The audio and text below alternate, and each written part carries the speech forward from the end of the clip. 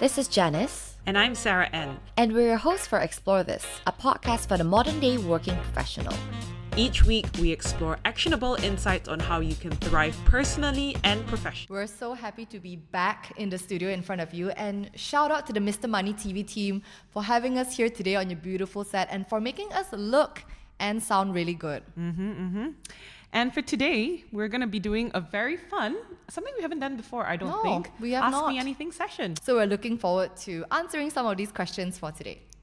Thank you to all of those who submitted questions, by the way. And we're going to start off with the first question by Nathan Hugh 97. So Nathan asked us, what is one piece of advice you would give to young working professionals? What do you think, Sarah? Good question, Nathan. I wish I received this advice very early on in my career. My advice to young working professionals is to start with the foundations of discovering and knowing yourself. And what I mean by this is, identifying and recognizing what are your strengths, what are your values, and what are important to you. I think when you have done some homework and reflection around this, it sets you up for success for a lot of different aspects in your life, both personally as well as professionally. So that's my little advice for you, whichever stage of your career you're in. What about you, Jen? Good one. I think for me, I will say it's harsh, but the news flash is that a fancy degree is no longer enough. We can see now like the job market, it's evolving, it's in flux. We've got AI coming upon us. And there's just so many changes that we can't even fathom at this point. It's going so rapidly. So I would say my advice is to be proactive about upskilling, about equipping your toolkit, and just to continuously learn, to have that sort of learnability attitude and be curious about things that are happening, that are just evolving really, really rapidly. If you're an avid listener of Explore This, you know that we're huge advocates for, exploring continuously. So you'll hear a lot about learning and growth mindset from us already. Oopsie, spoiler alert. All right, the next question we received is from our huge Explore This listener and fan, super fan, I would like to call him, MarcusVG.life. And his question to us, Jen, what's something you've been wanting to do or try or know that you should, but haven't done or have deemed a pipe dream? I think it's quite an audacious goal, but I have always wanted to start a coaching business and actually take on clients. So to do this either as a side gig or even full-time in the future. Yeah, it's been a little dream of mine ever since I embarked on my coaching journey last year and getting to do it in my day job now. Yeah, start a coaching business. That would be my answer. What about you? For myself, I think something that I'm quite curious to try but genuinely terrified. The first thing that comes to my mind is... You say it. I think I know what it is, but you say it. Okay, let's say it together. 3, 2, 1. Triathlon. Sorry. Oh my goodness me. Okay. Stop it right now. Okay. Nice. So... Nice. Well done, me. This just proves that we spend too much time with each other. But anyway, tell me more. I would love to hear it. Oh gosh. So I think that I'm someone who can swim, but I'm not a particularly good swimmer. And I have never swam in open water. So knowing how nasty our Malaysian waters are, I have had crazy friends who have done like the half Ironman and triathlons, but I've never been any bit interested just because I think of how nasty the water is. But I feel like if water conditions were cleaner, I don't have to be worried about any eye infection, I would be game for it. I feel like it's something that would be a challenge, a whole different level. I would need to find crazy friends to bring along with me. So, no spoilers out there who are some people I might be asking. Slide into her inbox if you're keen to be her triathlon partner, because it ain't gonna be me, but girl, you need to do it. I think you should do it. Yeah, it's also a very expensive sport, by the way. People actually get trainers and coaches specifically to train for triathlons. I mean, you've already spent a couple of, sorry calling you out here, up to thousands for your cycling gear. It's just that little bit more, to take it to the next level. But I think you should do it. Okay, let's see. Next question that we have from a Nicole Yup. So Nicole asks us, what would you be if money is not a concern and the title of whatever your current position is taken away for one day? Ooh, Nicole. Love that question, by the way. It got me dreaming a little bit. I have two answers to this, right? On a very wild and if money didn't matter, if I didn't have to be answerable to, certain life obligations and whatnot, I would really love to be a food and travel show host. Oh, wow. Yeah, it's always been my little dream, when I watched Asha Gill traversing in the forest of Malaysia. I've always wished, how amazing that job is, right? To explore the world and eat good food. And get paid for it. And get paid for it, right? Pretty good. For me, that's one of the most enviable jobs I've always wished I could have. I'll join you on that as well. Sounds like a pretty good gig. We might not be paid, right? Like us just going on a food trip. But I think the question Nicole asked is if money didn't matter or if your title is taken away, actually I would do the same thing that I mentioned just now. I would start my coaching business. Even if it didn't pay me any money, I was just doing it pro bono, I would still do it. Awesome. Yeah. For me, I have a couple of coaching clients already, so that's something that I'm very grateful I get to do as a side gig, because I really do think that it fuels me and fills me, and it taps on a different kind of skills, other than what I do in my corporate job.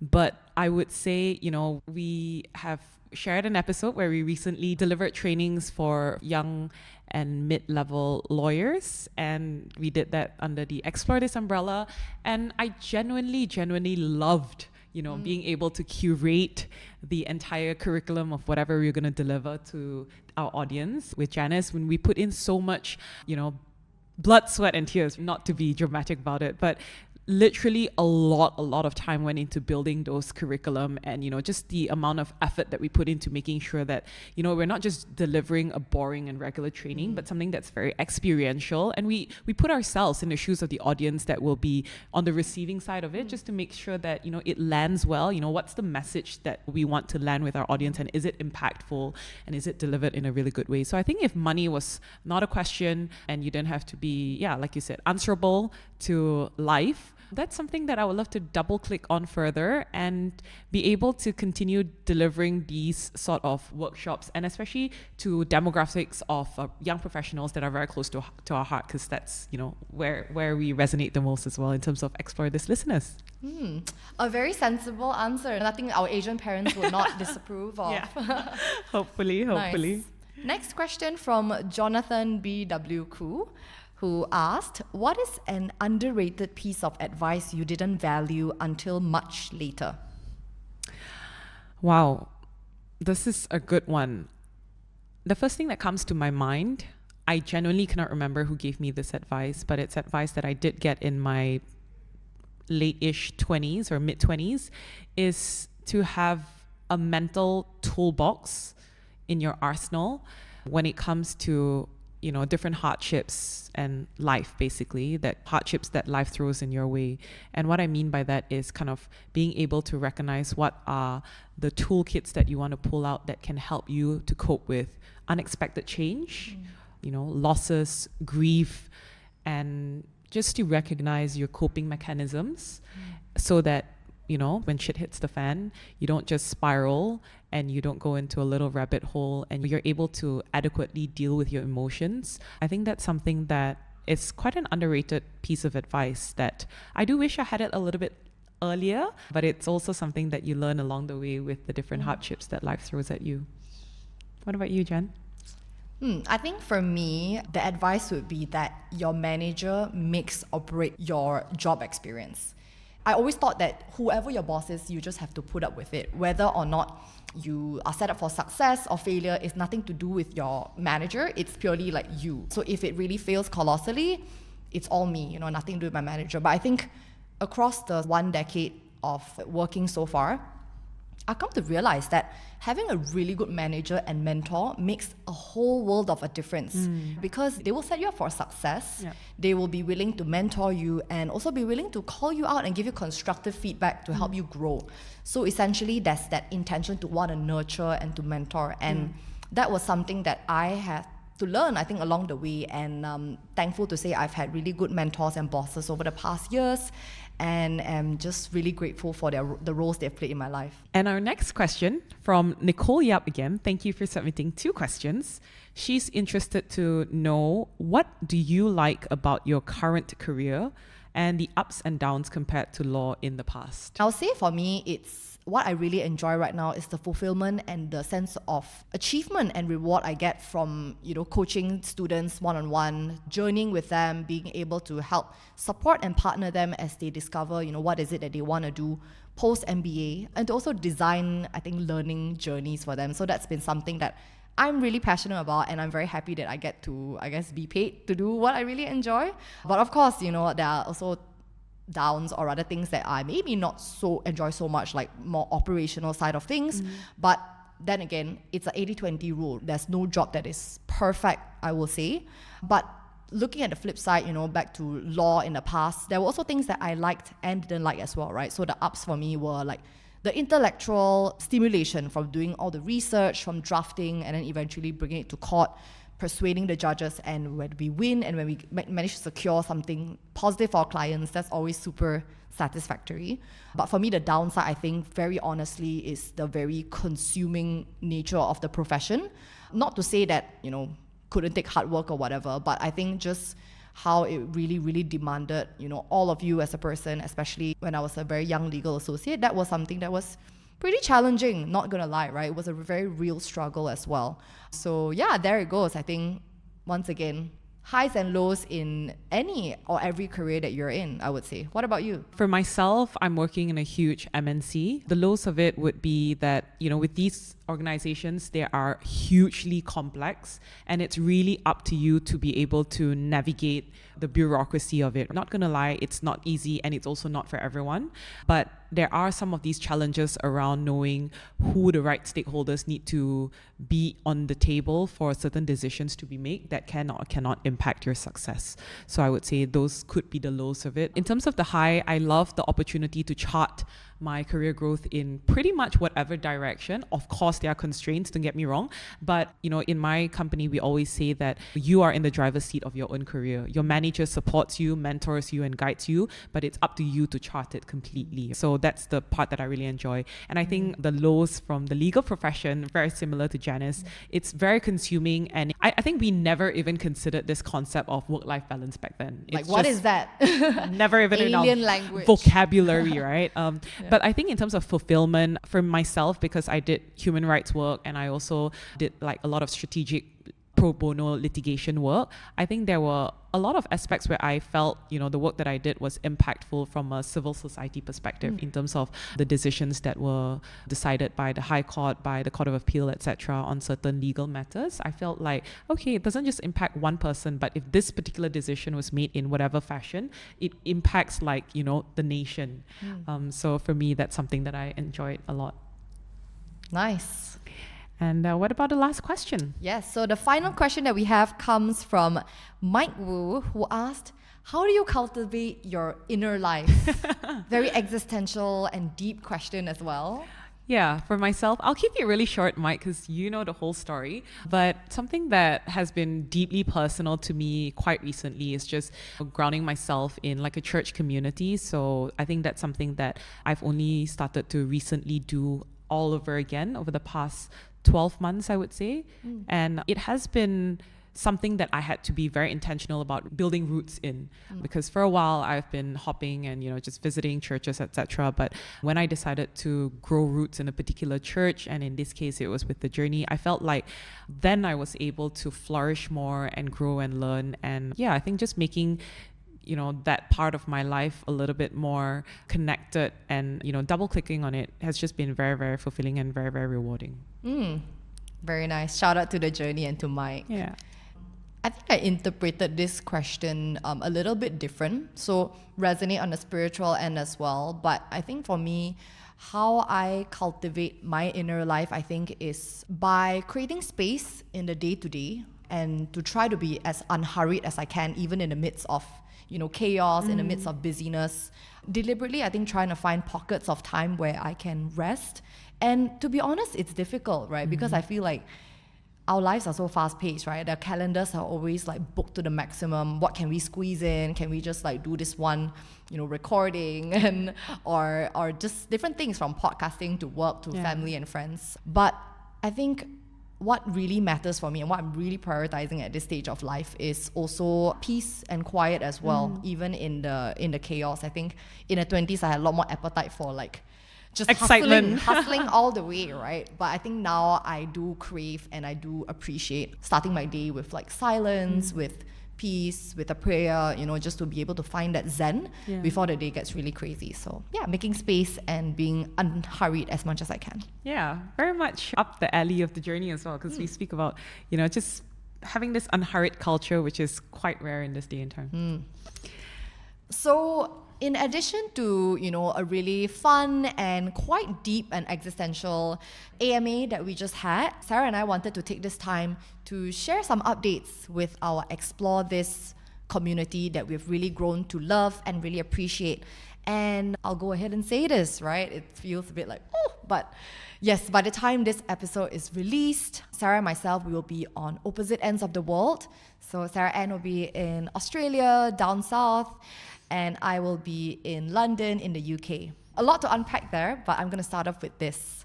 How do you feel, Sarah? At the point of the time where we're recording this, you are getting ready to move to Australia.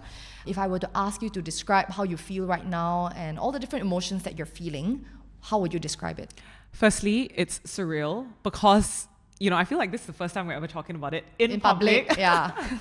It's been like something that's been in the wraps for quite a while now, now that it's like saying it out loud just feels very surreal. Quite surreal. And scary. So if you ask me how I feel about it right now, it's such a mixed bag. I think a few days ago, I've been saying that, it hasn't hit me yet, to be completely honest. And I feel like I've just been, wrapping up work and just been very, very consumed with just completing a particular chapter of my professional life in Malaysia here.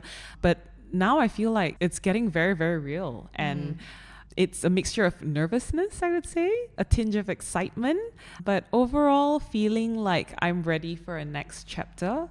And in my case, I will be, exploring the city of Melbourne and calling that place home for a little bit. And yeah, in terms of the emotions that I'm feeling, it's just an overwhelmingly sense of gratitude because of all the past experiences over the past 1 to 2 weeks that I've had with loved ones, especially in kind of this farewell week. I guess this is also a good time for me to ask you, what was it that spurred this move to Australia?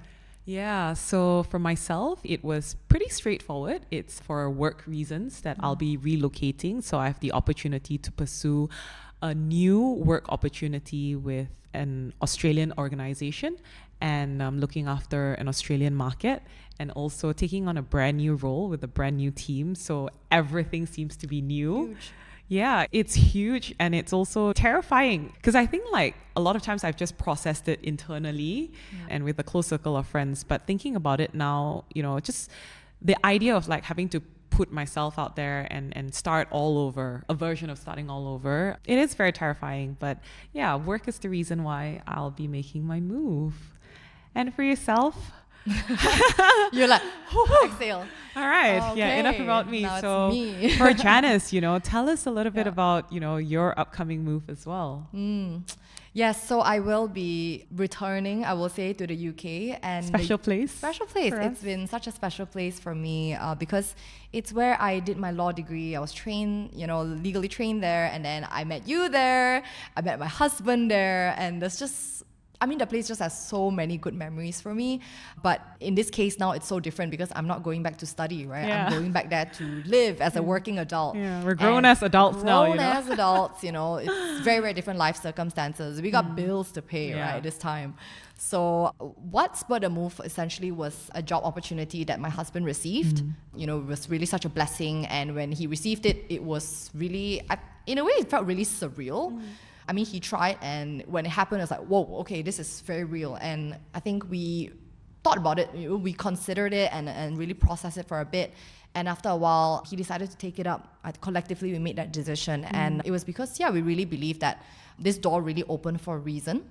So I will be joining him. And by the time this episode comes out, I would have already been in the UK.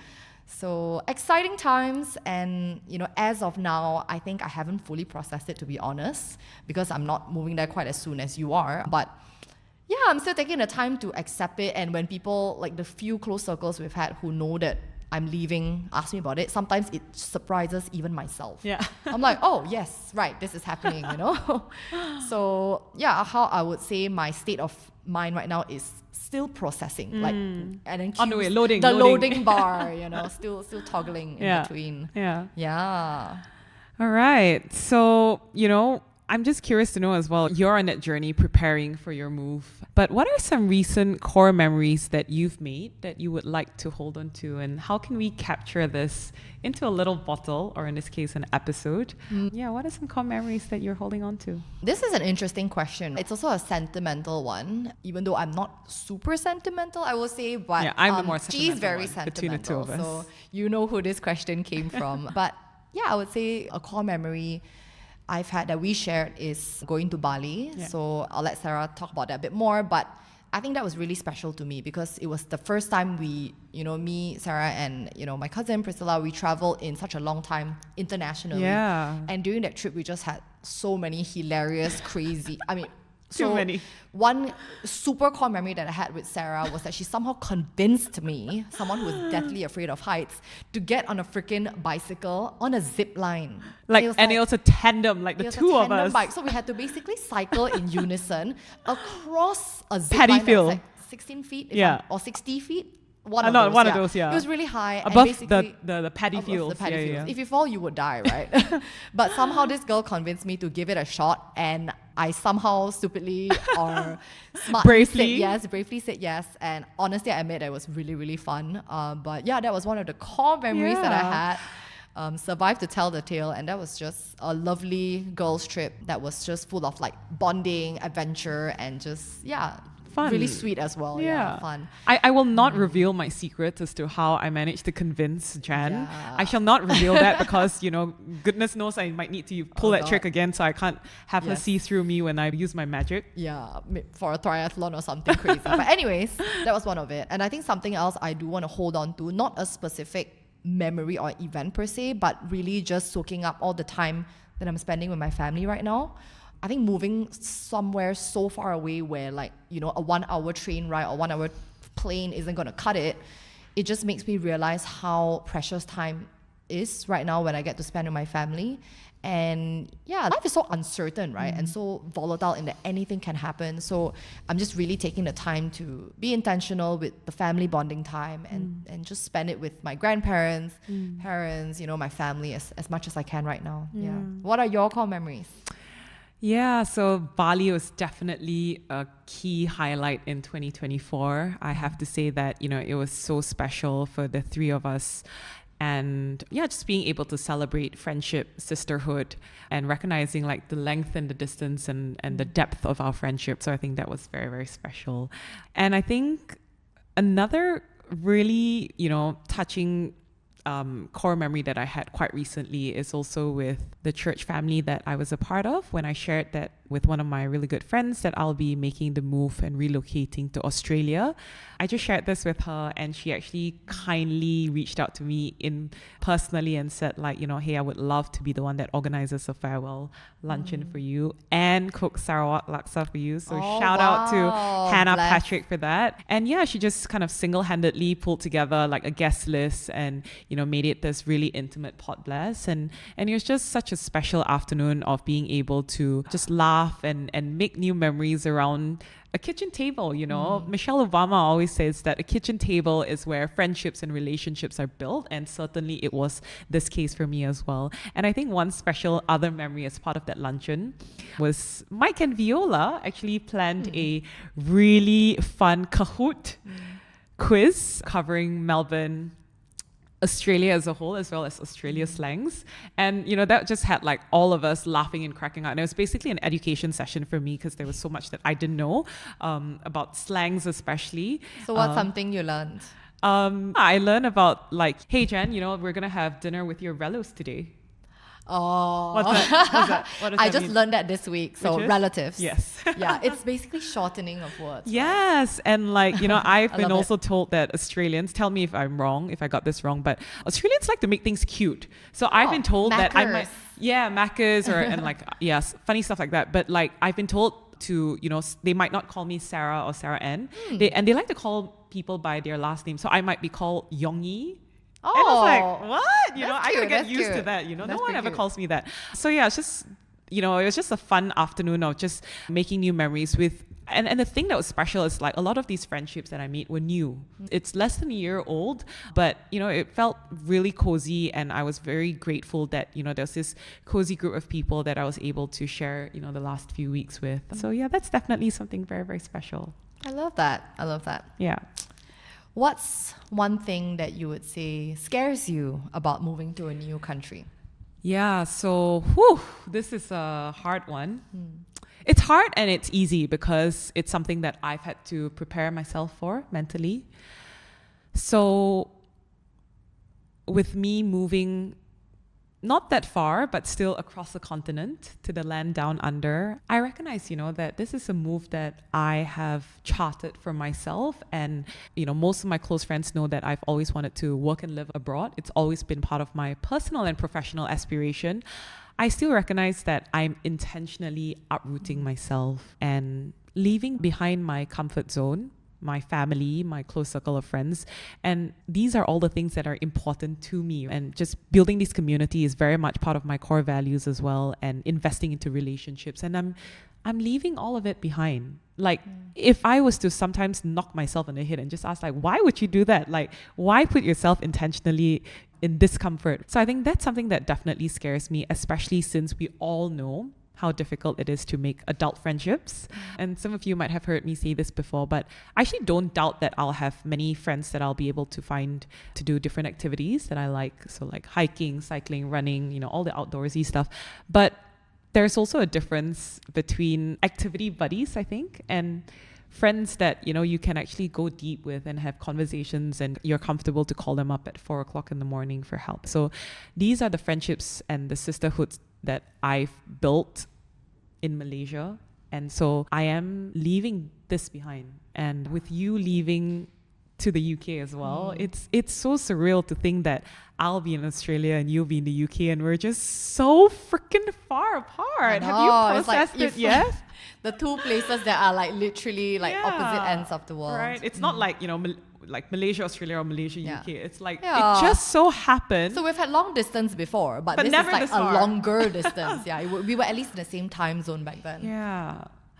Those are part of the difficult things that I have to anticipate in preparation for this move. I can't say I'll be ready or I am ready for it, and, you know, I'm going to go in with guns blazing. But I think it's about recognizing that, you know, like I mentioned, right, seasonalities of life, and this feels like the right thing to do, and it's something that I need for my personal and professional growth as well. And I'm also very, very comforted by the fact that I feel like I've made solid friendships enough and sisterhoods with, you know, my best friends who I'm confident in our ability to keep in touch, even virtually. And so, you know, that still remains despite the distance. And it'll just take a little bit more effort to plan, you know, catch-ups and things like that. But I don't think that it will rock anything else beyond that. So I'm very, very grateful because, you know, the time that we've had together, it just makes me feel that a solid foundation has been built. And I honestly have no doubt that you will be able to form, you know, deep, meaningful friendships. I mean, from my one experience moving abroad for work, it is scary, right? Yeah. Like finding community and finding meaningful friendships. And a lot of intentionality is needed to like put yourself out there. And you are someone who is like not lacking at all in intentionality. We'll see. I and might be a little being hermit there, proactive. you know. I don't believe this one bit, but you'll be fine. You'll be Yeah. okay. Yeah. If anything, Yeah, I'll just be you'll be like, okay. you know, my midnight calls to Janice, like, oh my God, come please. get me. She'll find triathlon buddies. Maybe that's how you'll form deep, meaningful friendships. I'm open to that. Let's see. Wading through the Australian waters. Yeah. What about yourself? Yeah. In anticipation of your move, what are some difficult things that you might need to prepare yourself for? You mean besides the UK weather? God, like that is the one thing that absolutely scares me. I mean, for real though, it's been a while since I've lived in a winter place. The last place I moved to was more tropical than winter. So this is the first time that it's going to be like back to the days of winter and rain. And Janice is Janice like perpetually in a jumper or sweater. I'm always cold. Even in Lanai Kijang, right? During our MBA days, every time I see Janice, she's like, wrapped in like double sweaters or something like that. Pretty much. So yeah. She's a summer tropical girl. It's going to be fun. It's going to be interesting. I'm trying to prime my brain by convincing myself that winter fashion is going to be exciting. But no, on a serious note though, I think one challenge that I foresee or anticipate is just, and this is mental more than anything, I think being okay with the fact that I'm leaving family behind, especially, my aging parents, aging grandparents, because of the fact that, of distance and how far Malaysia is to the UK. I can't help but feel really quite concerned as well, right? That I'm going to be so far from them. And another side of challenge that I'm trying to overcome is the missing milestones. So, when I was living abroad, I had to miss a few weddings, of people that I was really close to, and that really made me really sad. And it is inevitable. It's all part of growing up and part of, when you move abroad, these are some of the things that you would anticipate. But it still upsets you nonetheless. So it's just coming to terms with the fact that you try to make things happen as much as you can. But if you can't, that's part of life as well. So how to come to terms with it? Like, what's your word of advice for us? You're relocating for the second time now. I ask them for a Zoom link if there's a wedding. That's one way. But I think showing up in little ways. So I think when it comes to weddings, trying to make the next meetup like a belated celebration for them, just showing that in ways small, right? Yeah. Sometimes not being able to be there, but just showing in other ways that you care and that you genuinely are, celebrating their friend. But I think more than that, people are concerned about the day-to-day things rather than the milestone events. So intentionally keeping in touch, making sure that you are, keeping in close contact with friends who are important and near and dear to you. Yeah. Those will all count, Yeah, I think another thing that I have to get to terms with that is that you can't just drive to we can't drive to each other's house and we have a semi-long distance already. Medium distance relationship. Medium distance, Mont Kara and Subang. But we can no longer do that anymore. But anyways, I think for some of our audience here, you might be wondering then, what is the future of Explore This with all of these moves and live updates? Would you like to share with us, Jan? Yeah, so for those of you who might be concerned that we might be ending the Explore This podcast, we just want to reassure you that the Explore This podcast will live on. And, this podcast is too much of a baby and passion project and love, for Sarah and myself to just let go of just because we're, going to be separated physically, because this is something that really, really, truly sparks joy for us. So here's to say that we will continue be churning out these episodes and speaking to guests, international or based, wherever they were at. And we really hope to still continue to explore life with you and to also grow with you in many different ways. Only difference is that we will be speaking to you virtually and be recording some of these sessions virtually rather than in person. Yeah, which is why today's recording is also extra special. Yeah. And we also know that our audience is pretty diverse. They come from all walks of life and all levels of professional careers and stages. And, we know that some of them are also interested to make their versions of not pivots, but growths internationally as well. So if you're curious and are interested to find out a little bit more about, our moves and how we're growing respectively in the countries and the continents that we'll be based in, let us know. We'll love to see how we can continually share our exploration with you, even though we're miles apart. Yeah, so holler at us, slide into our DMs. We'd love to hear from you. And last but not least, we just want to say, please keep in touch with us. Stay tuned on our socials. Follow us on Instagram. Subscribe to us on YouTube if you haven't already, because we will have more updates that will be coming your way. And of course, we look forward to continuing this whole journey in the next era of our life. And if you enjoyed this episode, don't forget to tag us on social media or drop a comment below. We'd love to hear from you as always. And on that note, we'll see you at our next episode. Bye. If you stuck around to the end of this episode, we want to say thank you for exploring with us. And if you don't already, please follow us on Spotify, subscribe on Apple Podcasts, leave us a rating and review, and most importantly, share this episode with your friends. We'd love to hear from you. So you can also connect with us on Instagram using the Instagram handle Explore This Podcast. ACTSPLORE This Podcast. New episodes for Explore This drops every alternate Mondays at 8 p.m. See you then.